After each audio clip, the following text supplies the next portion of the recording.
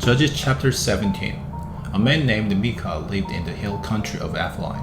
He said to his mother, "Someone took 28 pounds of silver from you. I heard you cursed the one who took it.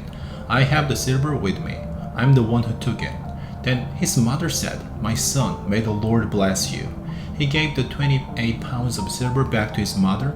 She said to him, "I'm making a promise to set apart my silver to the Lord. My son, I want you to use it to cover a statue of a god made out of wood or stone. That's why I will give the silver back to you." Micah gave the silver back to his mother. Then she gave 5 pounds of it to a skilled worker who made things out of silver. He used the silver for the statue. The statue was put in Micah's house. This same Micah had a small temple. He made a sacred linen apron and some statues of his family gods. He appointed one of his sons to serve as his prophet. Priest. In those days, Israel didn't have a king. The people did anything they thought was right. A young Levite had been living in land that belonged to the tribe of Judah. He was from Bethlehem in Judah. He left that town to look for some other place to stay. On his way, he came to Micah's house. It was in the hill country of Ephraim. Micah asked him, "Where are you from?" "I'm Levite," he said. "I'm from Bethlehem in Judah. I'm looking for a place to stay." Then Micah said to him, "Live with me. Be my father and priest. I will give you 4 ounces of silver a year. I will also give you clothes and food." So the Levite agreed to live with him.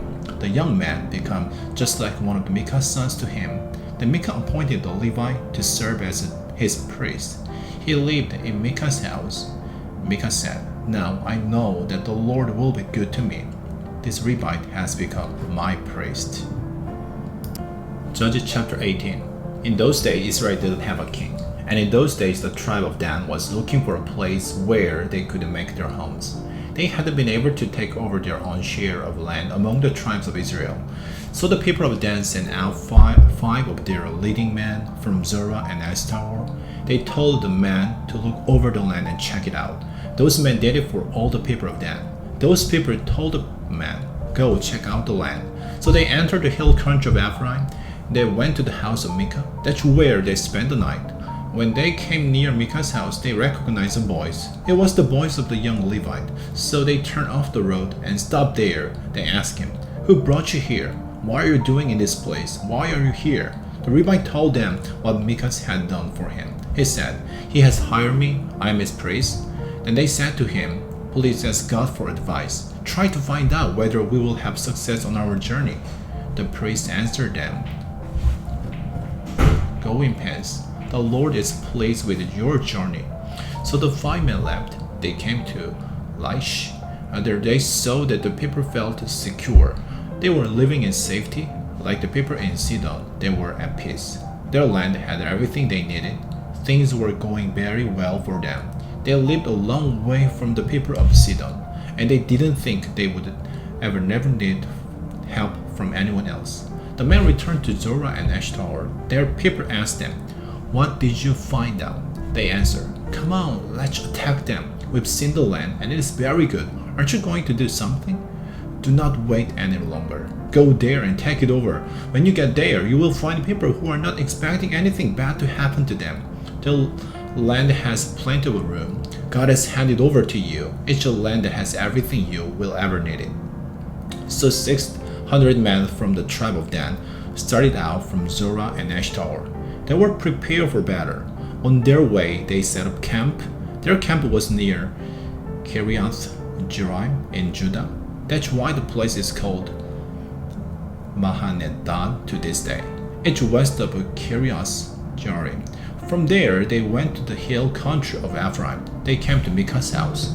Then the 5 men who had looked over the land of Laish spoke to the other members of their tribe. They said, "Don't you know that one of these houses has a sacred linen apron in it? Some statues of family gods are there. That house also has another statue of a god covered with silver. Now you know what to do." So they turned off the road and stopped there. They went to the house of the young Levite. He was at Micah's place. They greeted the young woman. The 600 men from Dan stood at the entrance of the gate. They were prepared for battle. The 5 men who had looked over the land went inside. They took the statues covered with silver. They also took the family gods and the linen apron. During that time, the priest stood at the entrance of the gate. The 600 men stood there with him. They were prepared for battle. When the 5 men went into Micah's house and took all those things, the priest spoke to them. He asked, "What are you doing?" They answered him, "Be quiet. Don't say a word. Come with us. Be our father and priest. You can serve a whole tribe and family group in Israel as our priest. Isn't that better than serving just one man's family?" The priest was very pleased. He took the linen apron and the family gods. He also took the statue of the god that was covered with silver. Then the priest left with the people. They put their little children and their livestock in front of them. They also put everything else they owned in front of them, and they turned and went on their way. The men who lived near Micah was called together. Then they left and caught up with the people of Dan. That's because Dan's people didn't go very far from Micah's house. Those who lived near Micah shouted at them. The people of Dan turned around and asked Micah, "What's the matter with you? Why did you call out your men to fight against us?" He replied, "You took away the gods I made, and you took away my priest. What do I have left? So how can you ask, 'What's the matter with you?'" The people of Dan answered, "Don't argue with us. Some of the men may get angry and attack you, then you and your family will lose your lives." So the people of Dan went on their way. Micah saw that they were too strong for him, so he turned around and went back home. The people of Dan took what Micah had made. They also took his priest. They continued on their way to Laish. They went there to fight against the people who were at peace and secure. The people of Dan struck them down with their swords. They burned down their city. No one could save those people and their city. They lived a long way from Sidon, and they didn't think they would ever need help from anyone else. Their city was located in a valley near Beth-rehob. The people of Dan rebuilt the city. Then they made their homes there. They named it Dan. That's because they traced their family lineage back to Dan. He was a son of Israel. The city used to be called Laish. And there, the people of Dan set up for themselves the statues of God that was covered with silver. Jonathan and his sons were priests for the tribe of Dan. Jonathan was the son of Gershom, the son of Moses. Jonathan and his sons were priests until the time when the land was captured. The people of Dan continued to use the statue Micah had made. They used it during the whole time the house of God was in Shiloh.